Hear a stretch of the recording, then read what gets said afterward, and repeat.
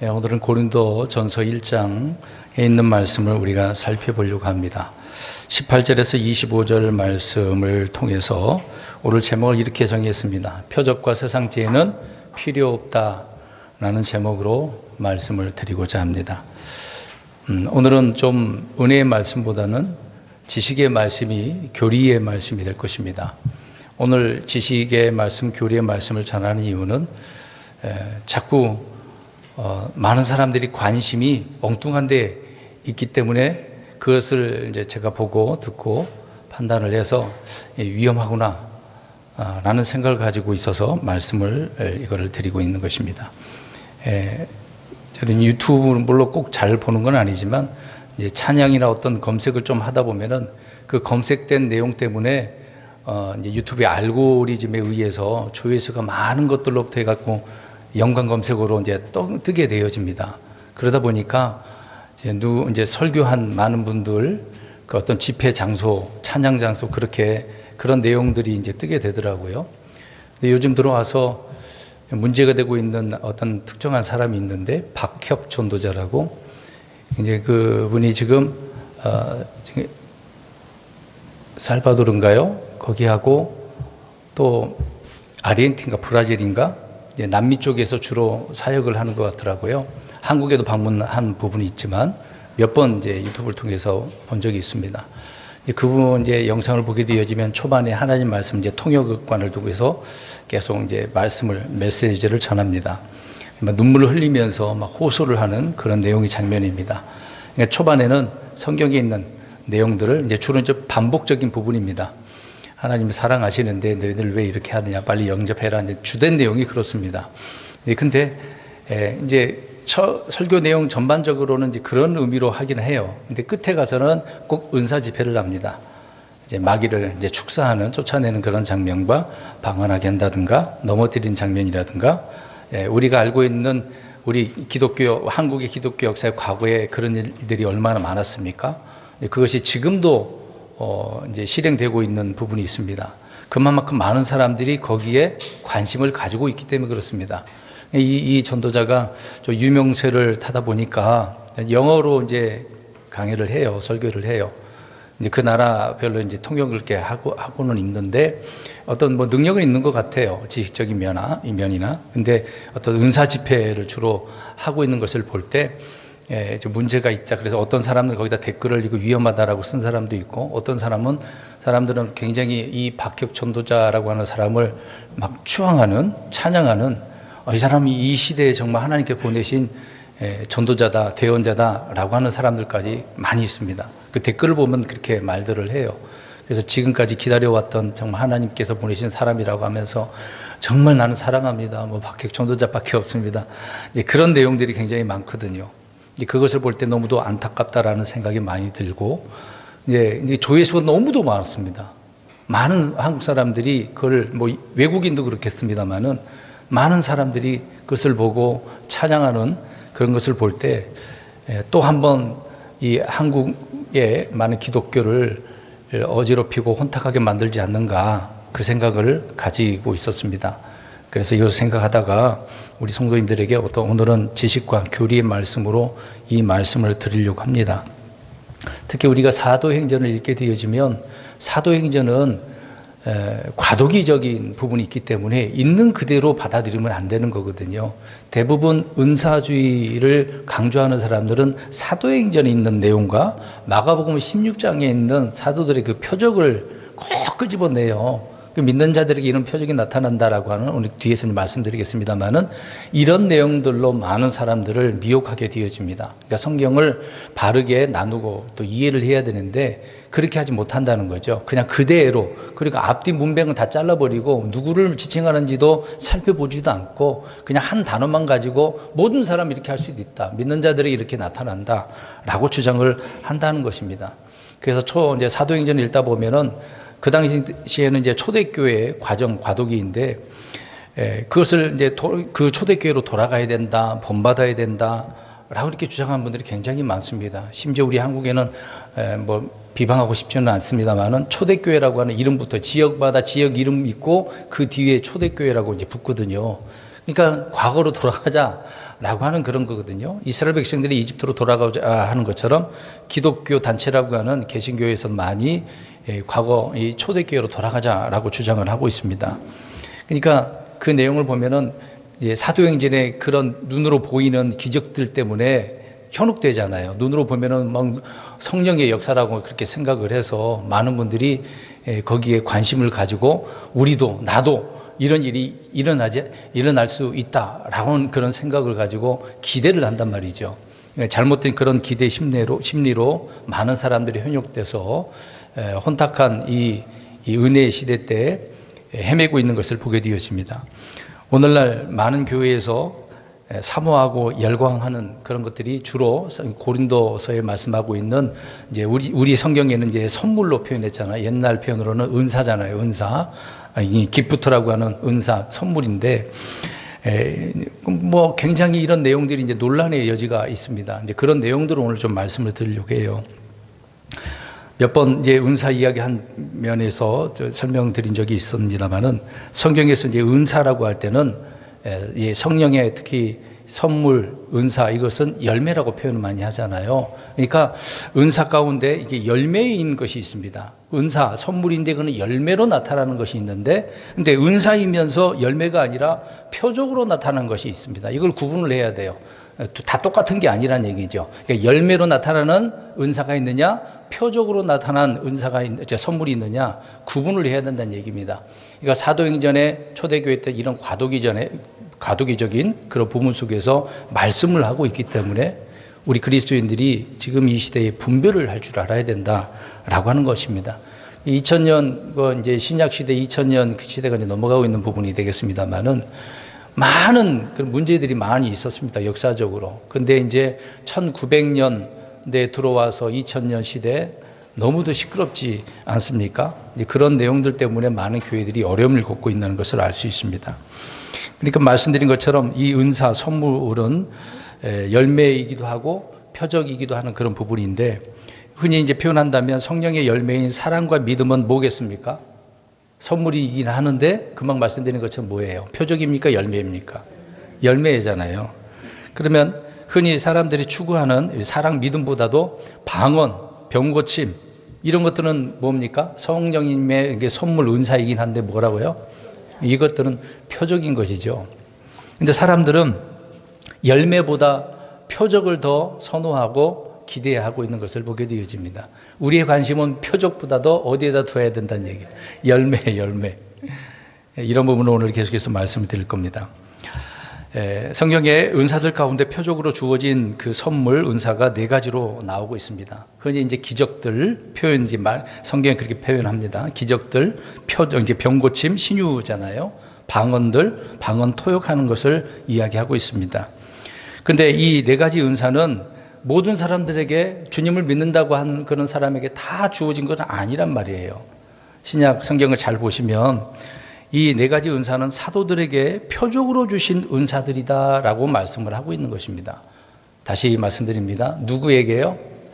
사도들에게. 그 당시 사도들이 주님이 승천하고 난 이후로 유대인들 대상으로 복음을 전했기 때문에 유대인들은 항상 뭘 구한다 그랬어요? 그렇죠. 그렇게 이해를 하면 빨리 우리가 말씀을 바르게 나눌 수가 있는 거죠. 그러니까 사도들은 유대인들에게 표적으로 뭔가 보여줘야만 해요. 그것을 통해서 어떻게 하려고? 목적이지. 믿게 하려고. 이제 주된 내용, 오늘 후반부에 와서 그 내용을 이제 말씀드릴 겁니다. 사도 바울도 역시 교회에 대한 이야기를 한 바가 있습니다만은 사도 바울도 표적을 했습니까? 안 했습니까? 했어요. 사도들의 표적도 자기도 했다라고 고백을 합니다. 뒤에서 이제 성경 찾겠습니다. 그래서 사도들에게는 이런 사도란 표적이 분명히 있다는 얘기죠. 그래서 사도들은 기적들을 행했고 병도 고쳤고 방언도 했고 통역도 했다라는 것을 알 수 있습니다. 그래서 사도의 표적이다라고 성경은 분명하게 이야기합니다. 모든 믿는 사람들의 표적이라고 하지 않았어요. 분명하게 다시 얘기해 보겠습니다. 시작. 사도들의 표적이라고요. 성경은 그렇게 기록을 해놓고 있다는 얘기입니다. 사도들의 표적은 사도들에게 주어진 표적이고 사도가 아닌 자들은 그러면 행할 수 있겠습니까? 없겠습니까? 없다는 거예요. 분명히 성경은 그렇게 이야기하고 있습니다. 만약 사도가 아닌 사람들이 행했다라고 한다면 그러면 사도의 표적이 아니잖아요. 신자, 믿는 자의 표적이 아니란 얘기입니다. 병고침은 분명히 사도의 표적이라고 말씀을 하고 있습니다. 주님은 교회 내에 대언자와 또 사도들도 주셨어요.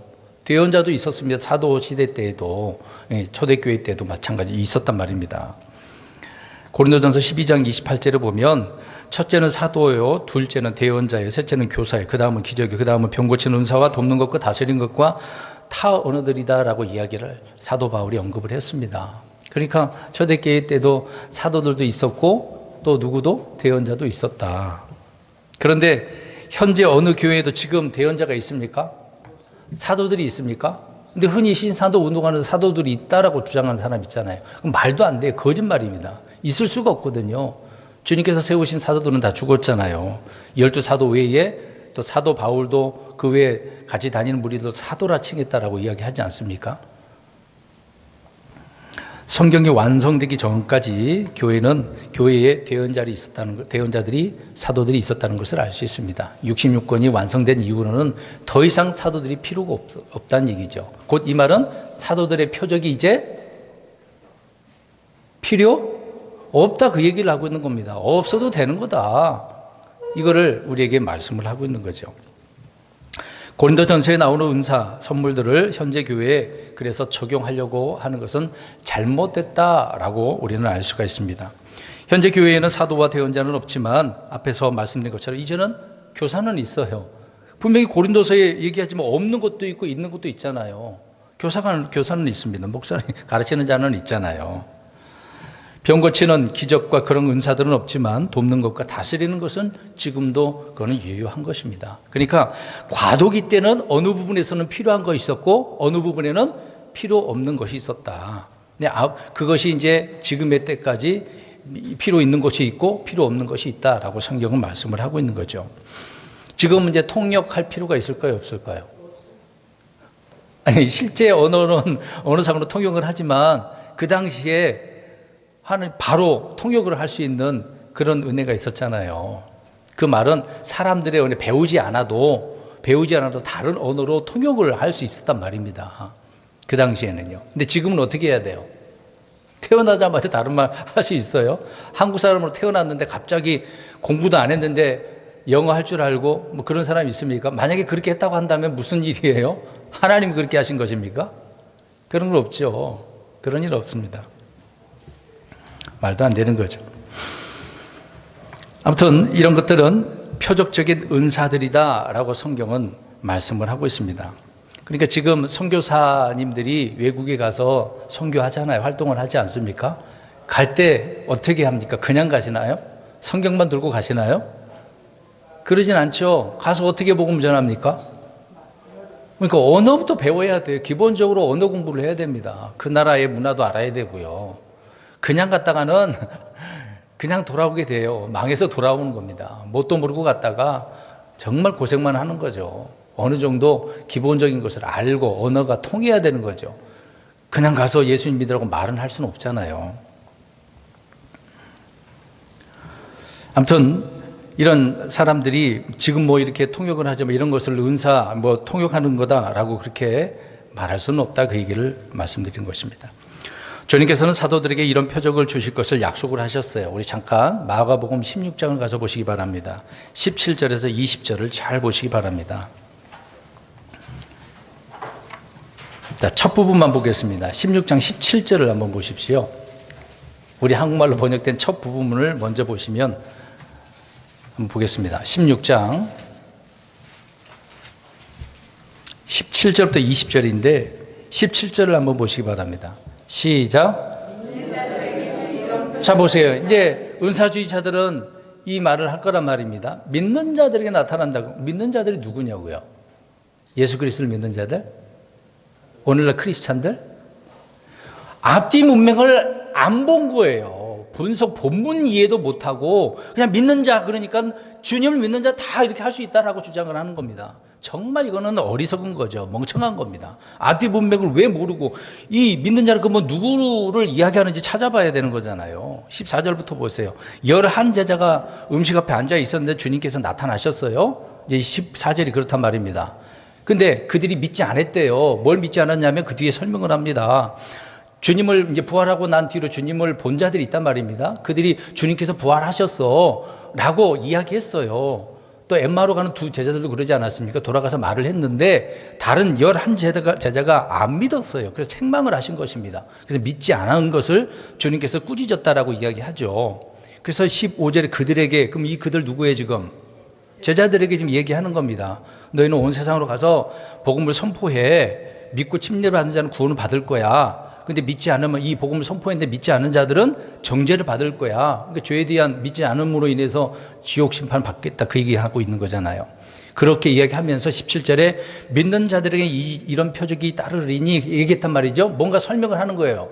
그러니까 제자들, 주님을 믿는, 따르는 제자들에게 표적을 따르는 건데 제자들이 어떻게 하는 거라고? 내 이름으로, 주님의 이름으로 어떻게 한대요? 마귀를 내쫓았어요. 새 언어, 이제 방언, 타 언어를 말하는 거죠. 그리고 뱀들을 집어 올려요. 치명적인 독을 마실지라도 해를 입지 않아요. 또 병든 사람들에게 안수하면 그 사람들이 나아요. 이들이 누구라는 얘기예요? 제자들 이야기하는 거예요. 계속해서 보세요. 그래서 19절에 참으로 그때 그들에게 말씀하신 대로 하늘로 이제 올라가셨어요. 20절에 보세요. 그들이 제자들이죠. 나가 모든 곳에서 복음을 선포하며, 주님께서 선포하라 그랬잖아요. 선포했어요. 근데 주님이 함께 일하시네요. 근데 그들은 선포만 했는데 뭐가 따랐어요?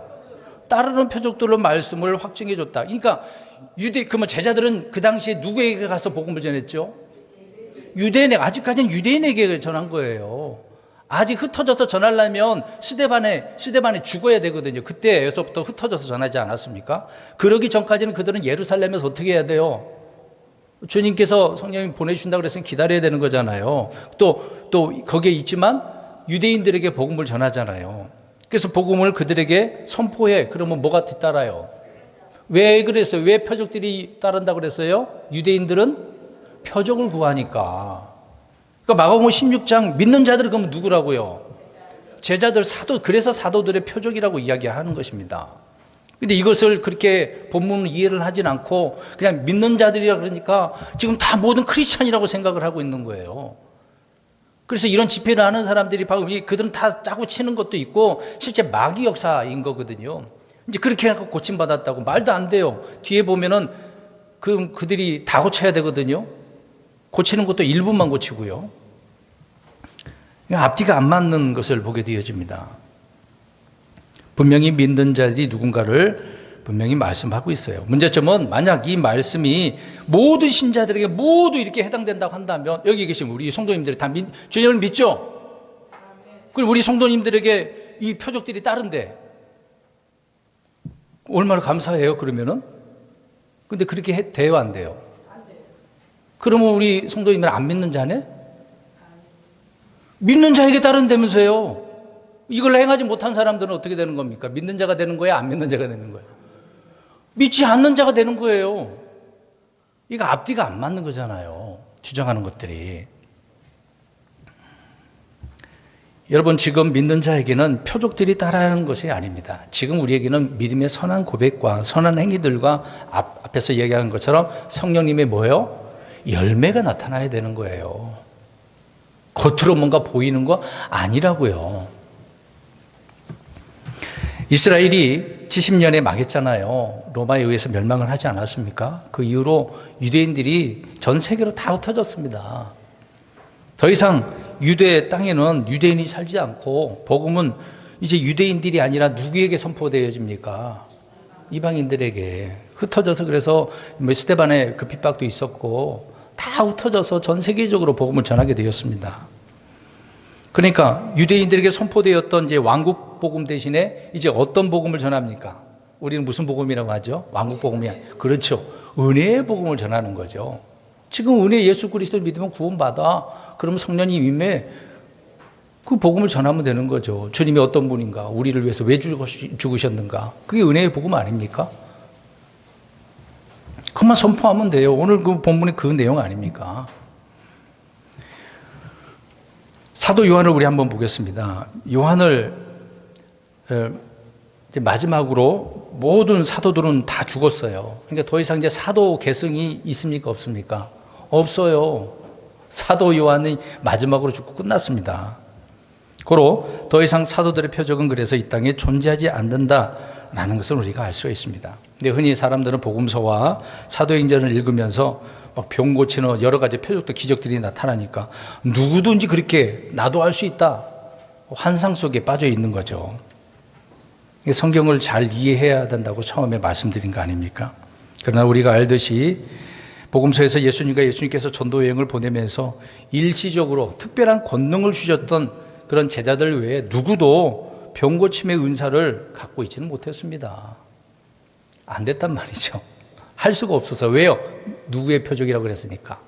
사도들의 표적이라고 그랬으니까. 그 누구도 병 고치는 것은 못해요. 할 수가 없어요. 성령 충만했던 120명의 성도들이 모두 놀라운 은사를 소유한 건 아닙니다. 같이 있었다고 해서 성령 받았다고 불같이 막 혀에 불같이 막 성령이 임했다고 해서 그들이 병 고침의 은사를 가진 건 아니에요. 방언은 타 언어 한 것은 있었습니다. 근데 병 고치는 것은 아니라고요. 사도들은 이런 면에서 어떻게 보면은요, 표적들과 다양한 이런 기적들, 은사들을 나타나게 했으니까, 물론 총 주님이 하신 거지만, 그들을 통해서 주님이 이제 역사한 것이잖아요. 이것을 보면은 사도들이 어떨까요? 초자연적인, 초능력자의 소유자였던 것으로 보이잖아요. 사람들이 그거 볼 때마다 놀라지 않겠습니까? 유대인들은 표적을 봐야, 하나님 믿어야 되는구나, 그랬구나, 라고 그렇게 하지만, 이방인들에게는 그런 의미가 있습니까? 없죠. 그게 달라요. 우리 잠깐 마태복음 4장 24절 가서 보세요. 지금 이런 주장들을 하는 사람들은 똑같이 해야죠. 근데 이게 안 된단 말이죠. 일분만 가지고 다 한 것처럼, 다 되는 것처럼 이야기합니다. 마태복음 4장 23절을 읽어보겠습니다. 예수님께서 시작. 돌아다니사 그들의 회당들에서 가르치십니다. 만국의 복음을 선포하시고 백성 가운데서 온갖 질환, 잘 보세요. 온갖 질환, 온갖 질병을 어떻게 하셨대요? 주님께서 고치셨대요. 모든 질병을 다 고치셨대요. 주님은 못 고치는 게 없죠. 그러면 이 사도들의 표적을 가진 사람들은 다 어떻게 해야 됩니까? 다 해야죠. 그런 능력을 주셨다는데. 근데 그렇게 못 하잖아요. 분명히 모든 질환과 모든 질병이라고 이야기했습니다. 마태복음 9장 35절에도 이야기를 하고 있거든요. 표적의 은사는 오순절 및 그 은사주의 교회에서는 오늘날 신자들에게 그들은 여전히 그렇게 할 수 있다라고 하지만 잘못된 거죠. 이런 것을 눈으로 막 보고 믿으려고 하니까 많은 사람들이 그 나타난 현상을 보고 와, 하나님께서 보내신 자다, 그런 말을 하는 거예요. 앞에서 얘기했던 것처럼 그 박혁 전도사라는 사람이 그렇게 제가 어제 또 봤어요. 오늘 이게 설교하려고. 이렇게 보세요. 나오라고 해요. 그러더니 이렇게 하니까 어떻게 됐을 것 같아요? 뒤로 자빠져요. 쇼하는 것 같이 보이는데, 마귀들, 네 드러나 있는 이름이 뭐냐? 그러니까 교만, 분노 막 그렇게 이야기를 하더라고요. 마귀가 교만이라고 이름을 가진 마귀가 있었나 보죠? 그런 식으로 이제 대화가 오고 가고 그래요. 이제 많은 사람들이 집회에 왔으니까 쳐다볼 거 아닙니까? 눈동그리 갖고 어떻게 되나 쳐다보는 거예요. 뻔한 건데 사실상. 결국은 이제 마지막으로 마귀 나가라고 하면서 그녀는 자유케 됐습니다. 프리, 그렇게 하니까 사람들이 박수 치더라고요. 그 장면 보고 어떻게 마귀가 나갔는지 어떻게 알아요? 마귀가 속이는지 어떻게 합니까? 나중에 또 그럴걸요? 마귀는 쉽게 안 나갑니다. 지금 그렇게 해서 마귀가 나가는 건 아니거든요. 우리 히브리서 13장 8절 보면 찾지는 마세요. 이들은 이렇게 주장을 합니다. 예수 그리스도는 어제나 오늘이나 영원토록 동일하다. 아까 제가 기도도 그렇게 하지 않았습니까? 이걸 주장하는, 지금도 동일하신 분이니까 지금도 이렇게 할 수 있다라고 이야기하고 있는 거죠. 이건 잘못된 것입니다. 예수님의 지상 사역의 많은 부분은 병자들을 고치신 그런 일들이, 사건들이 많이 기록되어 있습니다. 주께서는 병을 고치는 사람들의 청을 요구를 다 들어주셔서 다 고쳐주셔서 나오는 자마다 고쳐주셨다고 나오지 않습니까? 언제든지 필요에 따라 다 할 수 있어요. 그럼 지금도 어떻게 해야 됩니까? 할 수 있다라고 하는 사람들은 어떻게 해야 되죠? 그렇게 해야죠. 그러면 왜 그렇게 다 안 되냐고요. 여러분 생각해 보세요. 다 고칠 수 있으면 병원에 갈 필요가 있어요? 없죠. 우리 김경보 형제님 병원에 안 가도 되잖아요. 그런 사람 찾아가면 되잖아요. 뭐하러 가요? 이런 사람들이 여기저기 믿는 자가 다 그런다면 각 나라마다 병원 다 없애버리고 누구만 있으면 돼요? 이런 능력이 있는 사람들 어디 찾아가야 돼 그러면 이제? 교회, 그런 능력이 있는 목사, 용한 목사 교회 찾아가야죠. 그렇게 찾아가는 사람 있어요, 없어요? 있다니까요. 말도 안 되는 건데. 우리가 다 경험하지 않았습니까? 근데 이런 일은 없습니다. 교회 내에는 수많은 병자가 지금도 있어요.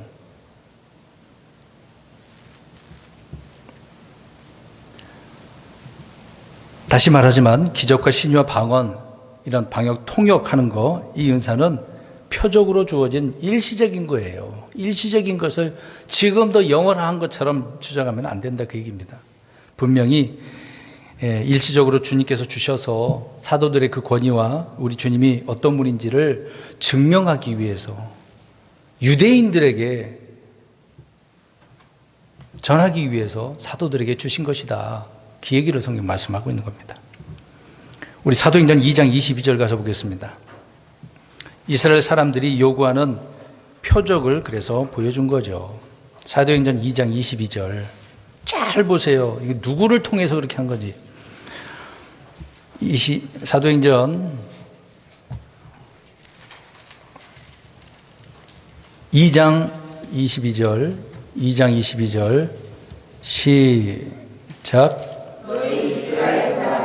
이 말을 들으라. 너희도 스스로 아는 바와 같이 나사렛 예수님은 하나님께서 그분을 통하여 너희 하나님 가운데서 행하신 기적들과 이적들과 표적들에 의해 하나님께서 너희 가운데서 확증하신 사람이니라. 지금 예수님이 누군가를 이야기하고 있는데 앞에 누구에게 지금 이야기하고 있어요? 너희 이스라엘 사람들아, 이 말을 들어. 예수님을 통해서 기적들, 이적들, 표적들 확증케 했다. 그 얘기를 하고 있는 거죠. 분명히 예수님을 통해서라고 이야기하고 있습니다. 여러분, 침례 요한이 표적을 행하였습니까? 그런 일이 있었어요? 없었어요. 많은 인물들이 있었습니다만 사도들을 제외하고는 없었다는 얘기죠.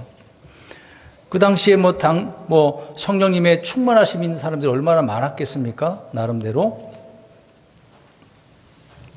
초대교회 그 이후에도 성령 받은 사람들 많이 있잖아요. 근데 그 누구에게도 이 사도들의 표적이 있어요, 없어요? 없었다니까요. 없었다고요. 물론 사도 우리가 집사 빌립이 있잖아요. 빌립은 그런 일을 한 것이 있지만 그냥 말씀만 선포를 했고 주님이 하셨다라고 나오긴 합니다. 그 다음에 오늘 본문 22절 가서 보십시오. 우리 예수 그리스도를 통해서만 기적과 표적을 주님께서 행하셨는데 1장 22절 거기에 설명을 하고 있습니다. 시작. 유대인들은 뭘 요구하고 있다고요? 표적이요. 그들은 권리가 있어요. 이 요구하다는 말이 법적인 용어거든요. require라고. 그 유대인들은 왜 요구를 합니까? 반드시 누가 와서 복음을 전해. 그러면은 뭔가 나타나야 돼. 뭔가 말을 전하면 뭘 해야 되냐고요. 표적을 보여줘야 돼요. 모세가 이집트에 있는 백성들에 가서 백성들 물었잖아요. 그들이 뭘 자꾸 요구하니까 모세가 미리 얘기하지 않습니까? 하나님께 뭘 보여주라고 하잖아요. 지팡이, 손에 문두배 그 얘기도 하지 않았습니까? 그때서부터 계속 유대인들은 뭔가 보여줘야 돼. 오늘 그래서 바울이 얘기하는 거예요. 지금 누구에게 지금 이 서신을 보내고 있는 거죠? 고린도 교회에. 여기 이방인 교회입니까? 아니면 유대 교회입니까? 아니, 고린도에 있는 게 이방인들이잖아요. 그들에게 왜 이런 얘기 하겠습니까? 근데 고린도 교회 지금 문제점을 이야기하고 있는 거예요. 고린도 교회 그 성도들이 이방인 성도들이 대부분인데 그들이 지금 어떻게 믿으려고 하고 있어요? 뭔가 자꾸 보고 믿으려고 그래. 그러니까 야, 유대인들은 표적을 구하고 그 당시에 이제 그리스 지배니까 그리스 철학이 지배하고 있지 않습니까? 이 그리스인들은 지혜를 구하고 있다. 이제 뭔가 얘기하고 있는 거잖아요. 우리는 표적같이 세상 지혜가 아니야. 그 얘기를 지금 하고 있는 거거든요. 분명히 사도 바울은 유대인들은 표적을 구하고 있다라는 것을 이야기하고 있습니다. 그래서 그들에게는 반드시 보여줘야 돼요. 그래야만이 주님을 믿어야 되는구나 알게 되어지는 것이기 때문에 그렇습니다. 그래서 침례 요한이 궁금했어. 감옥에 갇혔는데 저분이 메시아 맞아? 막 궁금한 거야. 그래서 요한이 자기 제자들에게 가서 너희들 가가지고 확인 좀 해봐. 그래서 예수님께서 어떻게 이야기하죠? 기억 안 나십니까? 기억 하나도 안 나요? 누가복음에 이제 그 예언된 말씀을 구약에 있는 말씀을 끄집어내서 병든 자가 막 어떻게 고침받고 방언하고 그런 얘기를 하잖아요. 지금 봐봐. 병자들이 고침받아 안 받아? 그 얘기를 누구에게 가서 얘기하라 그래요? 침례 요한에게. 그 말은 뭐겠어요? 요한 역시 뭘 지금 보고 믿으려고 하는 거죠? 표적이죠. 요한은 신약 사람은 아니지 않습니까? 그러니까 그 메시아라는 것을 주님이 내가 메시아라는 것을 보여주려면은 정확히 그들에게 표적을 보여줘야 해요. 그러니까 예수님은 대부분 그래서 유대인들 상대로 하니까 뭘 보여주고 있었던 것입니까? 기적들, 표적들 계속 그게 보여주는 거예요. 유대인들 그렇게 믿으려고 하니까. 근데 그걸 끌어다가 오늘 그리스도인들에게 적용하면 된다, 안 된다? 안 된다는 것을 말하고 있는 건데 그걸 적용하고 있다는 것이 문제인 것이죠. 유대인들은 저 사람이 하나님께서 보내신 자야 그러면 반드시 이 표적이 나타나야 된다고 생각하고 있는 것입니다. 실제 그러는 거예요. 지금도 그렇습니다. 교회는 유대인이 아니죠. 유대인이 아니면서 유대인 척하는 사람들이 굉장히 많습니다. 어제도 또 검색을 하다가 목사인 것 같은데 유대인들이 하고 있는 얘기 뭐라고 그러죠? 동그란 거? 모자 같은 거 있잖아. 이름은 잘 모르겠네. 그걸 쓰고 있더라고요. 자기가 라피처럼 목사인데 머리에다가 이렇게 또 검은 걸로 그렇게 쓰고 있더라고요. 교회는 불신자도 아니잖아요. 교회는 표적을 구하지 않고 말씀을 통해서 주님을 믿는 것입니다. 이런 거 필요 없는 것이죠. 그렇다면 역시 예수 그리스도를 믿는 이방 교인들에게 주신 표적이 아니라는 것을 우리는 알 수가 있는 거죠. 이방인들은 이런 표적 받고 믿는 그런 사람들이 아닙니다. 어떻게 하기만 하면 되죠? 복음을 선포했으면 복음을 듣고 믿기만 하면 되는 거죠. 다른 거 필요 없습니다. 그럼에도 불구하고 방언이 교회 성도들 가운데 믿음이 있거나 능력이 주어지거나 성령님의 증거라고 내게 임한 성령님의 그 증거라고 주장하는 분들이 너무도 많아요. 앞에는 이제 병고침 이야기했지만 이제 방언 우리는 지금 하지 않잖아요. 그래도 오늘 들으셔야 돼요. 이런 일을 계속해서 주장하기 때문에 이런 것들이 악한 종양처럼 퍼져 나가고 있는 거죠. 그래서 교회를 병들게 하고 있다. 방언의 목적이 뭘까요? 여러분, 방언의 목적이 무엇입니까? 누구를 위한 표적이 될까요? 고린도전서를 좀 보시기 바랍니다. 14장 22절 보세요.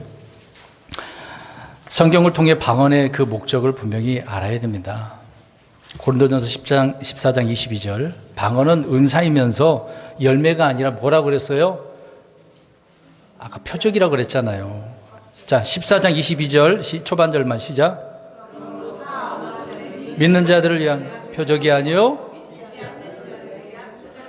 믿지 않는 자들이래잖아요. 그럼 또 여기서 또 생각을 해요. 믿지 않는 자들이 누구겠어요?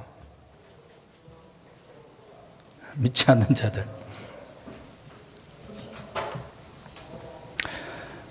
뒤에서 설명드리겠습니다만은 방언은 단지 그냥 표적이에요. 표적. 이게 누구를 위한 표적이라고 했냐면 분명히 믿지 않는 자들이라고 그랬어요. 신자나 교회를 위한 표적이 아닌데 성도들은 성령님의 열매나 은사를 구하지만 표적을 우리는 구하지 않잖아요. 또 주님께서는 성도들이 표적을 구하는 것을 허락지도 않아요, 지금요. 많은 표적을 주님께서 자신이 행하긴 하셨습니다만은 이제는 표적을 통해서 믿는 믿음을 원치 않으시고 말씀을 통해서 믿게 하기 위한 것이거든요. 근데 이것을 그렇게 행하지 않은 것이 문제인데, 그러면 앞에서 오늘 본문 1장 22절로 다시 돌아가 보시기 바랍니다. 유대인들은 무엇을 구한다고요? 표적. 항상 표적. 그러면 믿지 않는 자들이 누구라고 이해할 수 있어요? 누구라고요?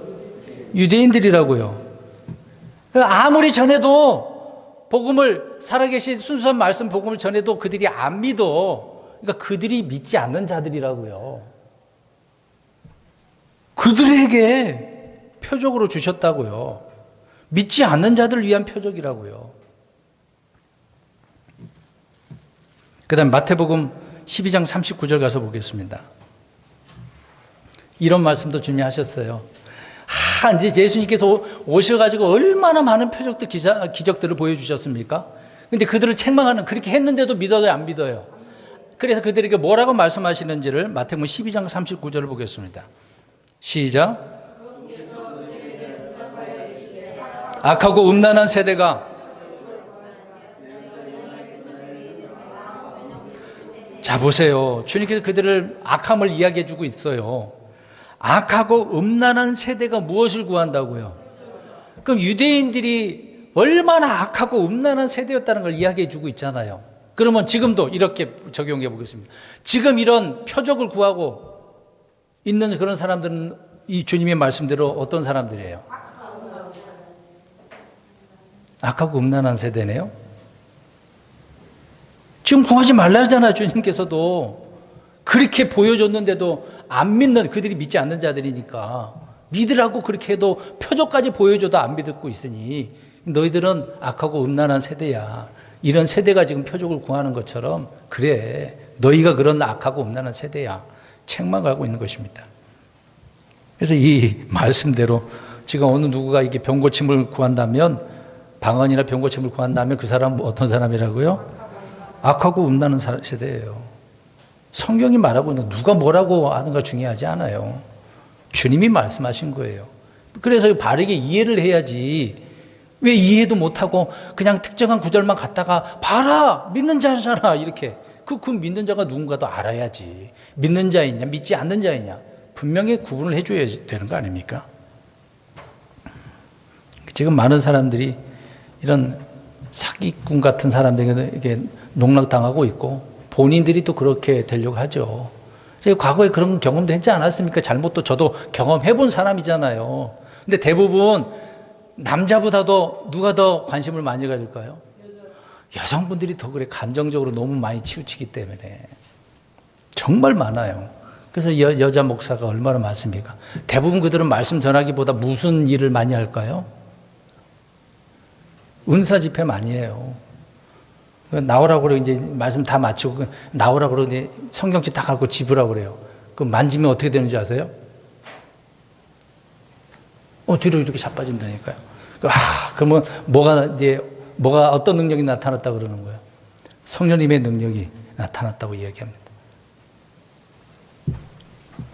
그게 오늘날 실제 일이 벌어지고 있어요.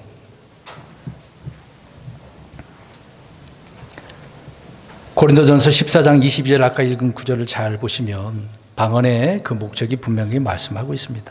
믿지 않는 자들이라고. 그들을 믿게 하려고. 유대인들을 믿게 하려고.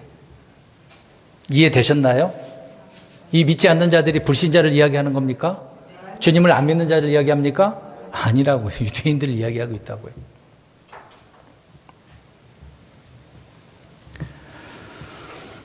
사도행전의 실제적인 예를 한번 보시면 사도행전 10장 46절을 보시기 바랍니다.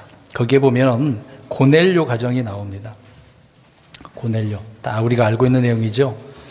이 사람 참 신실한 사람이기도 합니다.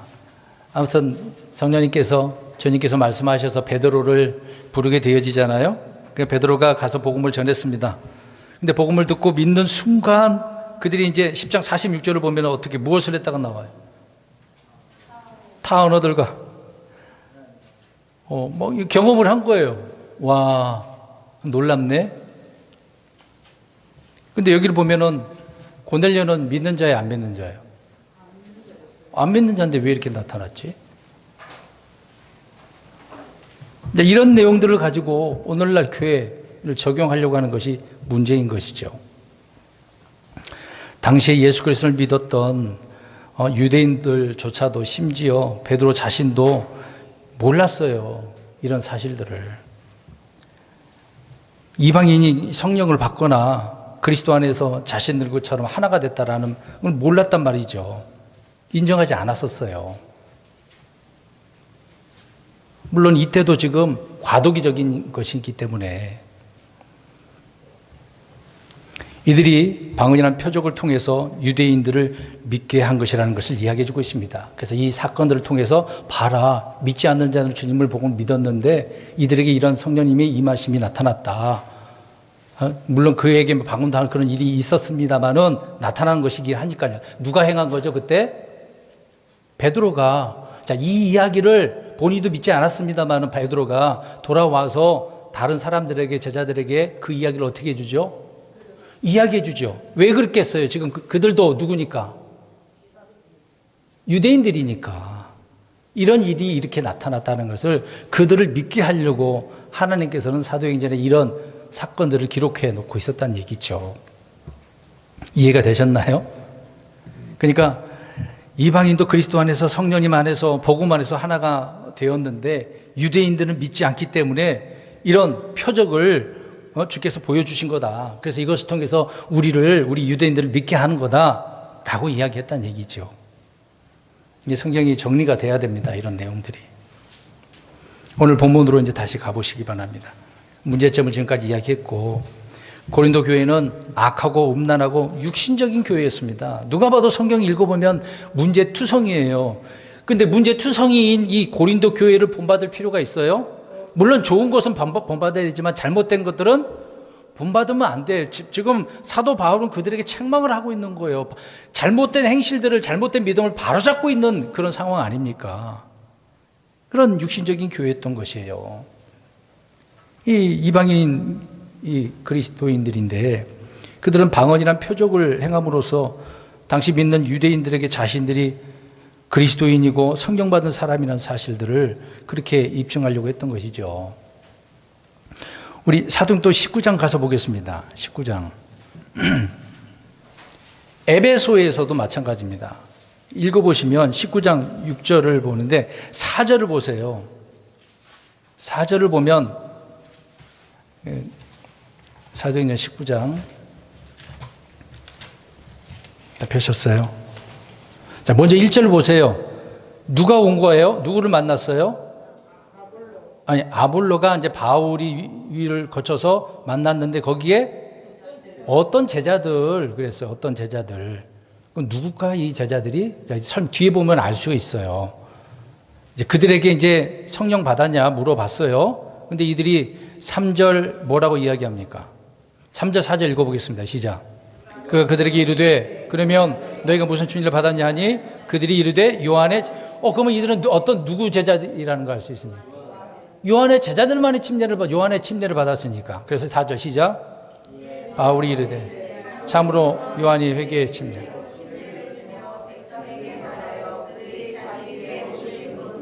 예수님 믿어야 하냐. 네. 자, 이들은 요한의 제자들이었고 요한의 침례만 알았어. 근데 이들은 예수님에 대해서도 몰랐어요. 성령님도 몰랐어요. 우리는 성령님으로 침례 한 번만 받으면 되는 거잖아요. 몰랐었단 말입니다. 믿지도 않았던 거죠. 그래서 사도 바울은 이들에게 예수님을 믿어야 되는 것을 먼저 선포를 했고 그들이 잘못 믿는 거, 불완전한 이런 영적 지식을 바로잡고 있었다는 얘기죠. 이런 문제점들을 사도 바울이 바울 서신서를 통해서 우리에게 정확하게 말씀을 바로잡고 있는 것이죠.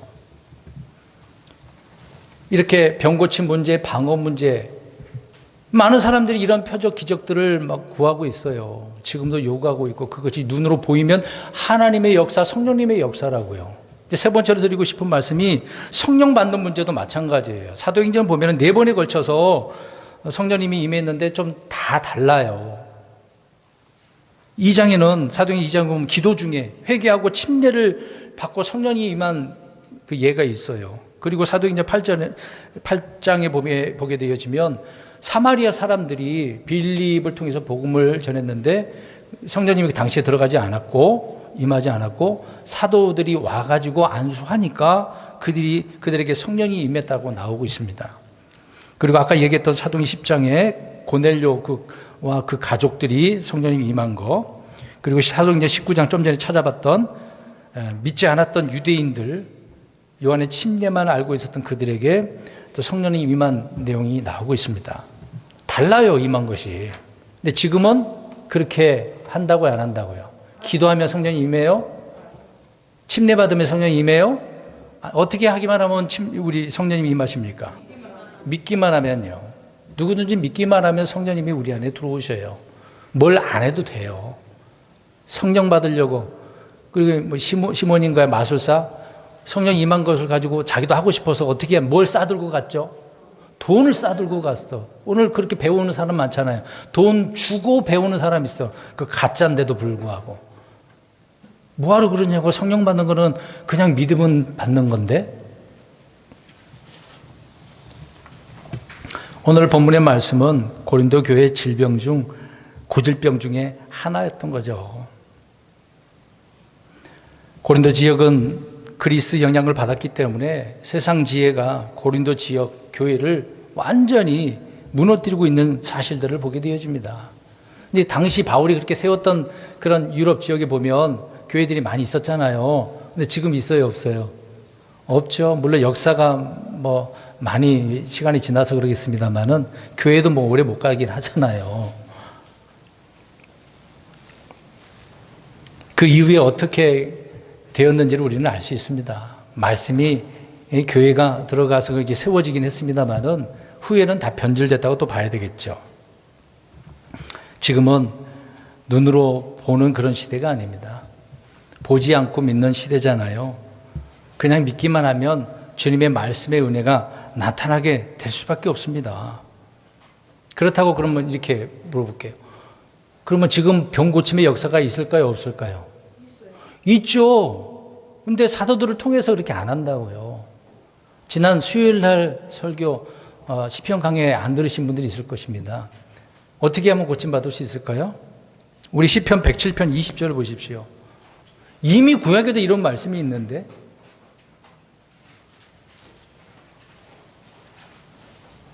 우리 영적인 사람들이니까 마음의 고침을 받으려면 주님께서 뭘 보낸다고 이야기합니까? 107편 20절에 뭘 보내주셔요?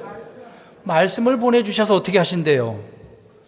고치신다고요. 내 마음도 고쳐주시고 내 영적인 내 혼의 문제, 영의 문제가 해결되어지니까 육신도 고침받게 되어지는 겁니다. 지금은 내 속의 문제보다도 육신, 몸에 대한 것을 고치려고 하잖아요. 물론 육신적인 것도 고쳐주십니다. 고쳐주셔요. 근데 문제는 치료한다라는 것은 하나님께서 언제나 그렇게 해준다라고 하는 하나님의 뜻은 아니란 얘기예요. 무조건 들어준다? 우리 여기 보세요. 여기 믿는 자들이니까 아프면 하나님 앞에 기도를 해요. 그럼 무조건 하나님 들어주십니까?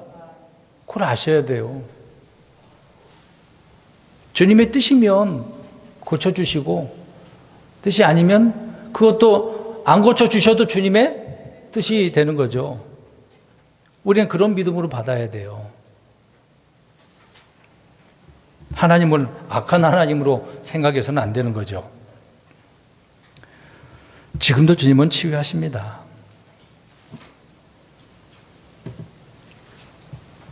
오늘 말씀을 결론적으로 지금 일어나는 현상으로 보니까 예전에 뭐 아주사 거리 뭐 있어요. 카나다인가? 그런 은사가 많이 일어났다가 우리 한국에 들어왔고 좀 잠잡아진 것처럼 보이다가 다시 이런 사람들이 여기서 일어나는 거 보니까 또 이렇게 계속 돌아가는 것 같아요. 사이클로. 많은 사람들이 그냥 잠잠했다가 싱숭생숭한 그런 믿음을 가지고 있다가 그런 걸 딱 보고 들게 되어지면 보는 순간 어떻다고 생각하는 거예요? 성령님의 역사다. 하나님께 저 사람을 보냈다. 이렇게 착각을 하고 오해를 하고 잘못 판단을 하게 되어진다는 얘기죠. 그래서 오늘 말씀드린 이유가 그런 부분 때문에 성경을 바르게 나누고 이해하지 못하면 우리가 실수를 하는 거예요. 올바른 판단을 가질 수가 없는 것입니다. 앞에 이런 기적 표정 이야기를 했습니다만은 결론적으로 드리는 말씀이 우리 그리스도인들은 성경에 있는 말씀들을 바르게 나눌 줄 알아야 돼요. 바르게 이해할 줄 알아야 돼요. 앞뒤 문맥을 잘 봐야 돼요. 그러니까 본문 이해를 잘해야 되는 것입니다. 이것이 안 되기 때문에 계속해서 누가 여기서 그러면 와 하나님 살아계셔 그 사람이 막 눈물 흘리면서 호소하니까 막 감정이 빠져가지고 와 저 사람은 진짜 하나님 사랑하는 사람 복음을 위해서 이렇게 쓰임받게 하나님께서 사용하시는 의의 도구인가 보다 이런 마음을 갖게 되는 거죠. 근데 그것만 보면 안 돼.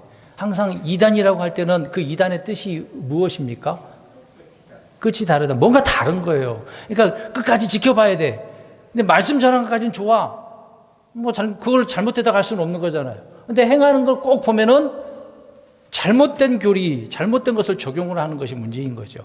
그런 사람을 조심하라고 바울이 계속해서 이야기했고 고린도서의 문제점을 지적했던 것이죠. 근데 이것이 이런 반복적으로 지금 일어나고 있으니까 특히 우리 킹제임스 성경을 보는 분들은 그것들을 강력하게 거부하는 부분도 있겠지만 믿음이 연약하잖아요. 몸이 연약하게 되어지잖아요. 바라는 마음이 생겨요. 자꾸 뭘 보고 느끼려고 하고 있고 믿으려고 하고 있으니까 그래서는 안 되는 거예요. 올해는 안 보여줘도 눈은 안 나타나도 뭘 통해서 믿어요? 말씀을 통해서 기록된 성경 바르게 나눠서 믿으면 돼요. 어려울 거 하나도 없어. 그런데 가가지고 왜 에너지 낭비하고 돈 경제적인 것까지 낭비를 합니까? 돈을 아주 싸들고 가. 아주 싸들고 가. 돈 아까워 죽겠어요. 집에 가정 형편이 좋지도 않는데 싸들고 가잖아요. 먹을 거나 더 사두고 옷을 사 입든지. 예? 그렇게 하시지. 그래서 오늘 제목을 우리 다 같이 읽어봅니다. 시작. 포효주가 세상 지혜는 필요 없다. 나타나는 필요도 없고요.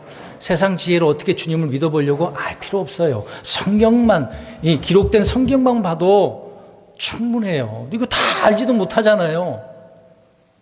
기본적인 것만 알면 신앙생활 하는데 어려움이 하나도 없습니다. 건강하게 살 수 있습니다. 이런 그리스도인으로 세워지는 저와 여러분 되기를 주의 이름으로 축원합니다.